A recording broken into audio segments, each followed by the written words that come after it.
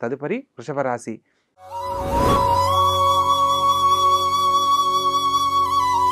ఈ యొక్క వృషభ రాశి జాతకులను కనుక మనం పరిశీలించినట్లయితే రాశ్యాధిపతి అయిన శుక్రుడు రాజ్యస్థానంలో సంచరిస్తున్న కారణంగా విశేషమైన ఫలితాలు పొందుతారు.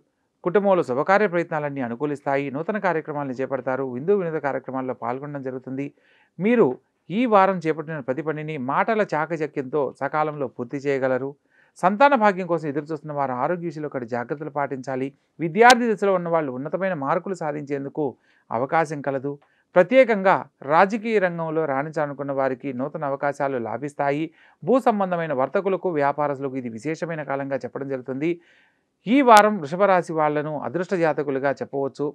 లాభస్థానంలో రవి రాహు బుధులు సంచరిస్తున్న కారణంగా పదవీ యోగ్యత, పేరు ప్రతిష్టలు, రాజకీయ రంగ ప్రవేశానికి చేయాలనుకున్న వారికి నూతన అవకాశాలు చక్కగా లాభిస్తాయి. కానీ వ్యయస్థానంలో గురుగ్రహ సంచారం చేత ప్రతి పనిలో కూడా కొంత జాప్యం జరగడానికి అవకాశం ఉంటుందని ప్రతి ఒక్క విషయంలో జాగ్రత్తలు గమనించాలి.